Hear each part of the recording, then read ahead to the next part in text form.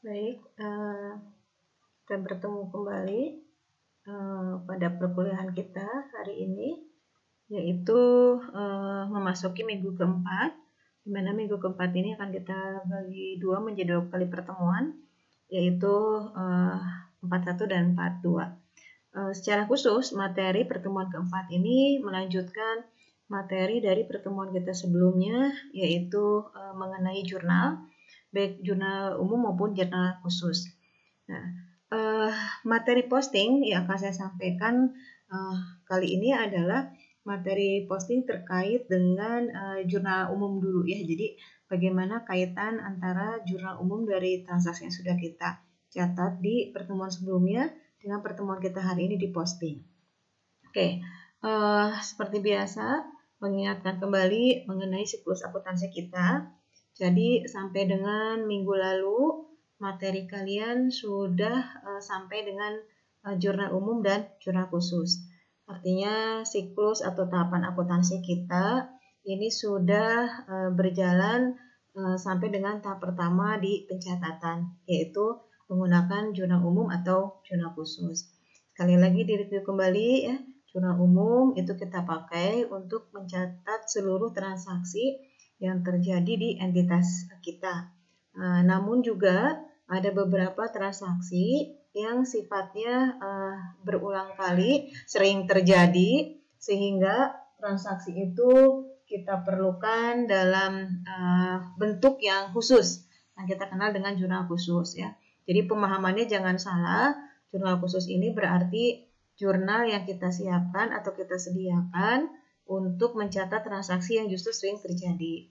Oke, itu ada jurnal penjualan, ada jurnal pembelian. Oke, karakteristik dari jurnal pembelian dan jurnal penjualan yaitu hanya diperuntukkan bagi transaksi-transaksi yang terjadi secara kredit. Jadi kalau pembelian tunai dan penjualan tunai itu dimasukkan oleh kita ke dalam jurnal khusus. Sedangkan untuk transaksi penerimaan kas itu kita siapkan untuk mencatat transaksi-transaksi terkait dengan penerimaan kas kita yang kita terima ya secara tunai. Nah, jadi kalau ada transaksi penjualan tunai itu tidak dimasukkan ke jurnal umum tapi masuk ke jurnal khusus ya. Kemudian jurnal pengeluaran kas itu kita gunakan untuk mencatat transaksi yang berkenaan dengan pengeluaran kas perusahaan. Apapun bentuk pengeluaran kas tersebut, baik transaksi pembayaran beban-beban, pembayaran hutang, termasuk juga pembelian tunai. Ya. Jadi kalau ada pembelian tunai, kalian jangan masukkan ke jurnal khusus pembelian, tapi masuk ke dalam jurnal, jangan dimasuk ke jurnal khusus pembelian, tapi masukkan ke dalam jurnal khusus pengeluaran kas. Oke.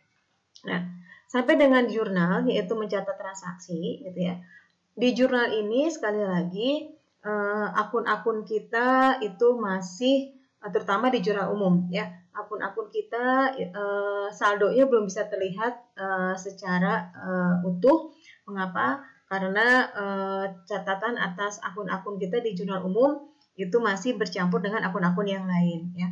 Sehingga tahap selanjutnya dalam siklus akuntansi yang kita butuhkan adalah bagaimana kita akan mengklasifikasikan akun-akun yang ada di dalam jurnal umum kita maupun di jurnal khusus kita ke dalam satu klasifikasi yang sama. Jadi misalnya kalau di sini ada kas, ada piutang, kemudian ada perlengkapan. Nah, nanti transaksi-transaksi di jurnal umum yang berkaitan dengan kas itu nanti akan kita satukan dengan kas. Kemudian kalau ada transaksi perlengkapan berarti nanti kita akan menyatukan semua transaksi perlengkapan ke dalam satu buku khusus yang kita kenal dengan buku besar kas atau buku besar perlengkapan. Nah, mengklasifikasikan akun-akun yang ada di jurnal umum maupun jurnal khusus ini, prosesnya kita kenal dengan posting. Ya. Jadi posting itu memindahkan saldo-saldo atau memindahkan angka-angka di dalam jurnal umum ke dalam buku besar masing-masing akun. Jadi ke dalam buku besar masing-masing akun. Nah, asumsikan saja ya, di jurnal umum ini kita mencatat selama 1 bulan. Nah, dari jurnal umum ini ternyata kita mengkalkulasi dari semua transaksi yang terjadi selama 1 bulan, ternyata ada 20 akun. Nah, ada 20 akun yang pernah kita catat di jurnal kita, di jurnal umum maupun jurnal khusus. Nah, karena ada 20 akun, berarti nanti buku masing-masing untuk akun yang kita siapkan di buku besar ini ada 20 buku besar, yaitu buku besar pertama sampai dengan buku besar kedua. Nah, buku besar pertama sampai dengan buku besar ke-20 tadi, itu adalah buku besar untuk akun. Berarti bisa saja ada buku besar kas, ya, buku besar perlengkapan, karena kas dan perlengkapan pernah kita catat di jurnal umum. Oke, jadi intinya buku besar itu adalah media atau sarana yang kita sediakan untuk mengklasifikasikan akun-akun atau transaksi yang ada di jurnal umum ke dalam satu buku yang sama, yaitu buku besar.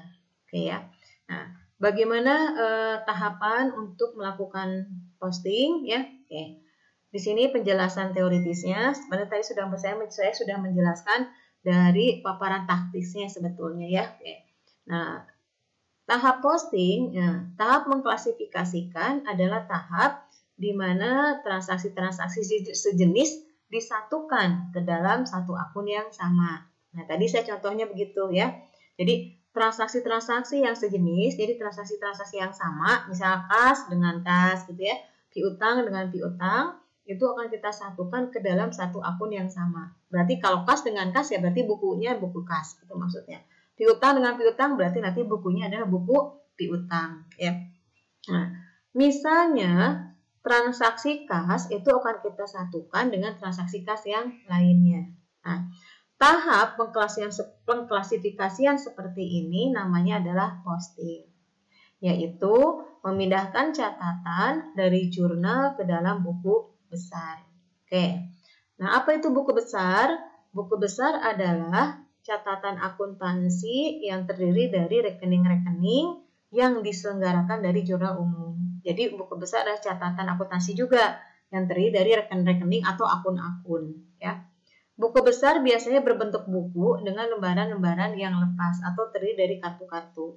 Jadi setiap akun terdiri dari satu helai lembaran yang akan terlepas dari akun yang lain. Jadi bahasa sederhananya, kalau buku besar itu dalam bentuk lembaran, berarti nanti untuk kas ada lembar tersendiri. Untuk piutang ada lembar tersendiri. Kemudian untuk perlengkapan nanti ada lembar tersendiri. Jadi lembaran itu kata terpisah di sini, si kasnya tidak disatukan dengan akun yang lainnya. Oke. Nah, buku besar yang memuat akun atau akun yang tercantum dalam laporan keuangan, terutama laporan posisi keuangan, laba rugi, dan laporan ekuitas pemilik, ya disebut dengan buku besar umum. Jadi akun-akun mana nih yang nanti akan kita buat buku besarnya? Yaitu akun-akun yang biasanya terdapat dalam laporan posisi keuangan, dalam laporan laba rugi, dan dalam laporan ekuitas pemilik. Oke ya. Nah, akun atau akun dalam buku besar umumnya susunannya harus sama dengan urutan-urutan dalam financial statement. Jadi urutan-urutan nanti buku besar kita nanti urutannya harus sama seperti waktu kita bicara kelompok akun. Kan waktu kelompok akun, kelompok pertama itu aset, kelompok kedua kewajiban, kelompok ketiga ekuitas, kelompok keempat beban, kelompok keempat pendapatan, kelompok 5 beban. Nah, waktu kita menyusun buku-buku atau lembaran-lembaran buku besar tadi, nanti urutannya harus selalu yang paling atas itu aset. Jadi urutannya nanti harus akun-akun yang masuk ke kelompok aset yang pertama itu dulu. Nanti kalau kelompok akun asetnya sudah habis, baru selanjutnya di bawahnya adalah kelompok akun untuk kewajiban. Nah, nanti kalau kelompok akun kewajiban sudah selesai, baru di bawahnya adalah kelompok akun ekuitas. Jadi harus diurutkan. Nanti waktu kalian menyusun lembar-lembaran tadi atau menyusun buku besar tadi, harus disusun secara berurutan sesuai dengan kelompok akunnya, ya. Oke. Nah, bagaimana tahap atau prosedur saat kita melakukan posting, ya? Yang pertama, ambillah akun dalam buku besar yang harus didebit. Misalnya seperti yang disebut oleh ayat jurnal yang bersangkutan. Jadi yang ini yang pertama adalah ambil dulu nih buku besarnya, maksudnya gitu ya. Kemudian tulislah di sebelah debit dari akun. Jadi tulislah sebelah debit, sebelah kirinya nanti ada tanggal, ada nomor halaman, kemudian ada jumlah uangnya. Kalau misalnya kalian melihat memang dari penjelasan di sini agak sulit untuk dicernanya memang. Tapi nanti kalau sudah ke dalam prakteknya itu akan lebih mudah untuk memahami bagaimana tahap melakukan posting ya. Oke. Kemudian nomor 3, masukkan nomor dari akun yang bersangkutan dalam lajur F dari jurnal umum. Oke. Nah, kemudian untuk ayat kredit, nah ini tahapannya. Saya sih sebetulnya akan menjelaskannya ke kalian langsung ke tahap prosedur yang prakteknya ya, karena kalau ini kan tulisan agak sulit memang untuk memahami kalau kita bicara hanya tulisan, sehingga nanti saya akan berangkatnya langsung kepada praktek bagaimana melakukan posting ya. Oke. Nah, ini misalnya contoh jurnal umum. Sekali lagi tahap posting itu hanya bisa kita lakukan kalau jurnalnya sudah selesai ya. Jadi syarat kita melakukan posting itu berarti jurnalnya harus sudah beres, harus sudah ada jurnal dulu. Karena kalau belum ada jurnal di siklus akuntansi kita berarti belum bisa melangkah ke posting ya. Jadi tahap pertama adalah selesaikan dulu jurnal umumnya. Kalau sudah selesai di jurnal umum, baru kita akan masuk ke posting. Oke.